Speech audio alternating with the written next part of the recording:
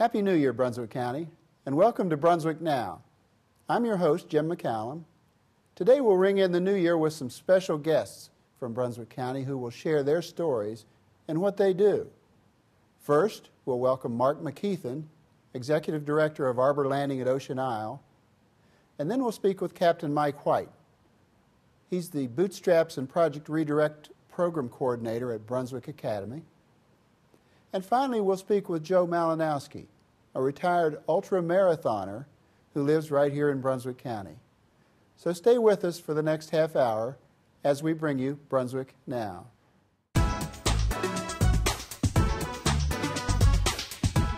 Welcome to Brunswick Now, ATMC TV, Channel 3, bringing you the best of Brunswick. My guest is Mark McKeithan. Mark is the Executive Director of Arbor Landing at Ocean Isle. Mark, welcome to the program. Thank you, Jim. I'm glad to be here. Thanks. Mark, tell us a little bit about Arbor Landing at Ocean Isle. Absolutely. Arbor Landing is a senior living retirement community, actually newly constructed about 15 months ago. We're over in the Highway 179 Ocean Isle Beach area near the airport. And we're actually, kind of our motto is for all of our senior residents kind of to deliver exceptional service with warm southern hospitality to really make sure every resident feels at home. That's a great start. Absolutely. Thank you. Absolutely. Now, do you have a parent company that you work with and for? We do. Arbor Landing is owned by a company out of Kernersville, North Carolina, a company called Ridge Care. And Ridge Care actually owns 10 senior living communities throughout the state, kind of almost from the coast through the mountains, with many of our communities in the Winston-Salem area, since that's our headquarter area. And Ridge Care is a great company to work for. The owners of the company have been in the healthcare/senior living industry for 15 or 20 plus years each. So our ownership and management group at our home office is very dedicated to this industry and have pretty much made it a lifelong affair. Excellent, excellent. Tell us about the amenities at your facility. Absolutely. Our amenities are really almost too numerous to mention, but some of the great things that Arbor Landing offers to all of our residents are, of course, food. 3 restaurant-style meals prepared each day, so every resident has access to 3 meals daily. We also have a great social program, which is one of the most important things for seniors, to make sure that they stay active and social, keep their brain busy, and keep their time busy. And we have a full-time social director who does a great job at designing programs inside the building, all kinds of activities, bingo and arts and crafts and singing and groups coming in to play the piano and entertain us, as well as design outside outings. We go out into the community. We've gone to Alabama Theater. We've also gone out for lunch and dinner locally in the area. So all that's a part of being a resident there, as well as some other neat things. Weekly housekeeping is included for every one of our residents. We provide local transportation to doctor's appointments for our residents who no longer drive. So that's very important. And typically as a senior, that's a big part of your weekly routine, or doctor's appointments, unfortunately. Mark, we didn't talk about this prior to the program, but you have different levels of care. Could you tell us about those? Yeah, we do. Actually, Arbor Landing is really licensed by the state as an independent living community. So what that means is really the residents that move into our community are for the most part independent in nature. They probably have been living alone or could live alone. But for some of our residents, so some of our residents are completely independent. They still drive. They may go out shopping, etc. Sure. But some of our residents have moved to Arbor Landing specifically because we have a services program. And basically that services program is made up and individually tailored to each resident. And it allows us to take a resident who needs some very minor help with daily activities of living. Maybe they need med reminders, maybe they need bathing assistance, it's not safe to bathe any longer maybe, maybe they need some wellness checks. So some of our residents move in Arbor Landing specifically because we can offer that help on a daily basis, right from our own staff in-house. Good. All this is very informative. What are some of the reasons that a person might want to move into Arbor Landing? Several reasons, but I think probably the 3 main ones are probably social, security, and safety. Good. So what I mean by social is many of our residents that move in or are going to be moving in maybe have lived alone, maybe they do or do not have family close by, maybe they've been alone for several years and they just don't have the social aspect involved in life any longer. So coming into Arbor Landing, into one community under one roof with neighbors next door, all types of social activities going on daily, great meals provided, that really helps the social part of function. Sure. From the safety standpoint, some of our residents, again, maybe if they lived alone, maybe they didn't have neighbors close by or family close by. Living alone is kind of tough. You don't ever have anybody to check on you possibly, and so now you're under one roof with a neighborhood. And each resident wears an emergency pendant necklace.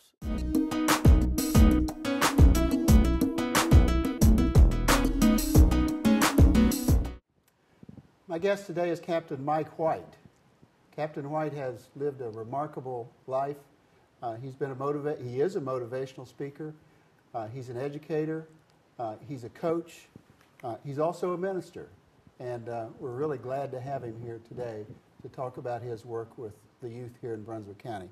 Captain White, we're glad to have you. Good morning, sir. Thank you for having me here. I'm honored. The 10 minutes that we have won't permit me to ask you about the very interesting life that you've led, but let's talk about your work in the Brunswick County school system. Tell us generally what you do.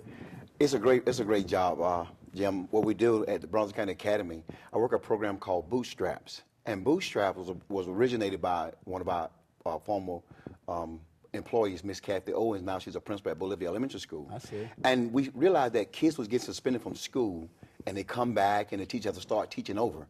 So they came with a program. She came with a program called Bootstraps, and it's been so effective at keeping students in school and holding them accountable for their wrongs. Now on Mondays, Wednesdays, and Fridays, we do Bootstraps at Brunswick County Academy, and we take students from the 6th grade through the 12th grade from all over the county.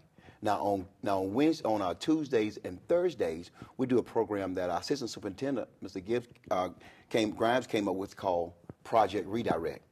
And that's the same thing, kids from the 6th to 12th grade, we bring them in, we do physical training, community service, academics, and it's a very disciplined program. It's strict, but great. First, let me clarify that you're located at the Brunswick Academy. Brunswick County Academy, yes. And we'll kind of break these two programs down a little bit. Tell us about the Monday, Wednesday, Friday program. I think I heard you say they're from the 6th through the 12th grade. Yes, sir. And you get them all day. All day. Okay. Tell us the reasons that they're there and what you do with them during those days. Okay. The reason these students are here, they commit suspendable offenses in their school.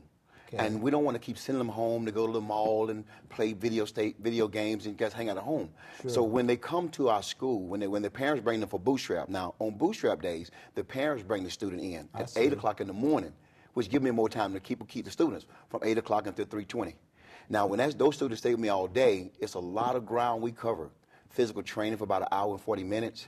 Yes, and then we do our community service, which we clean the buses, pick up trash on the grounds. Good. And then we teach them table manners. The table manners of sitting up straight, put the napkin in your lap, how to hold your fork and spoon, how to chew your, these things that students should know, but we just reminded them how to do it.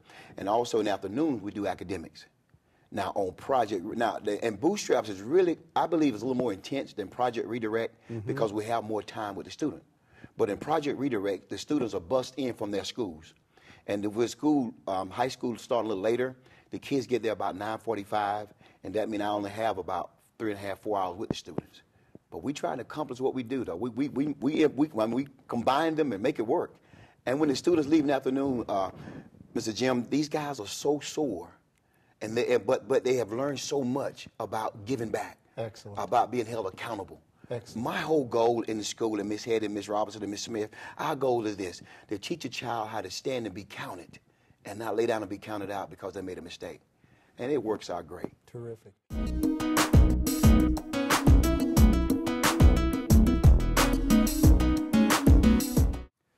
My guest today is Joe Malinowski. Joe is a native of Michigan, spent most of his career in Northern Virginia, retired here to Brunswick County, and is a resident of Winding River, and a good friend and acquaintance of mine.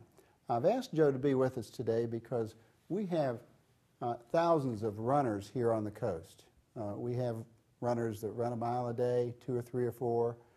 We have long-distance runners, but we probably have very few ultramarathon runners. And Joe is one of those rare individuals who has spent the last 20 or more years running very, very long-distance runs. Joe, thanks for being with us today. Thank you, Jim. Joe, tell us first what a marathon is, and then in a second or two we'll get into what we call the ultra marathon. Okay. The marathon is the marathon distance of 26.2 miles. And that has been part of the running boom that started in the early 70s from Frank Shorter and Bill Rogers. Frank Shorter being, I believe, was the first American who gold medaled in the marathon. And due to all that notoriety, marathons started popping up all over the United States and as well as the world.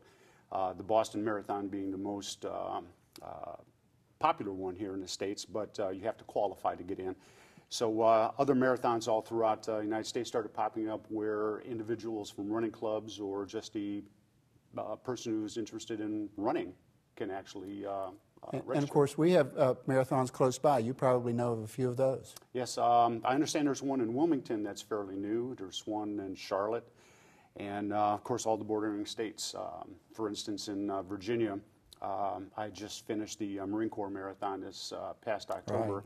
And that was my 30th consecutive Marine Corps Marathon. How about that? So how many marathons have you run during these years? Well, my first marathon was when I turned 30. That was a gut check after I got out of my 20s. And since then, I've run 78 marathons. Wow. That's impressive. Okay, we'll move on to what we call the ultra marathon. And I think it has various distances, but give us the range of an ultra marathon and tell us a little bit about it. Okay. The ultra marathon for the purist is 50 miles and beyond. But actually, an ultra marathon is anything beyond the marathon distance of 26.2. So due to that, there are races of 50K in length up to 100K in length and 100 miles.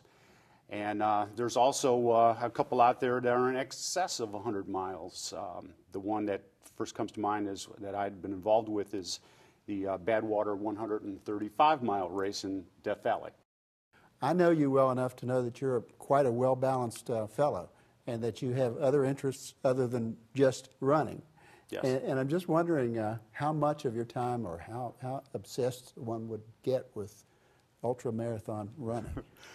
Well, I just retired in October, so I believe I'll probably start introducing a bit more time running just to stay in shape as I get older. But I normally do about 4 to 6 miles a day in addition to my gym work. And then if there is an upcoming race, like for instance in February I'm running the Myrtle Beach Marathon, we'll start ramping up our mileage up to maybe 15, 20 miles. I've started running actually on Holden Beach. Good.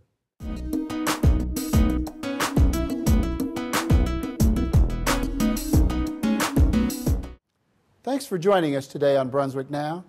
I hope you've enjoyed this month's interviews as much as I have.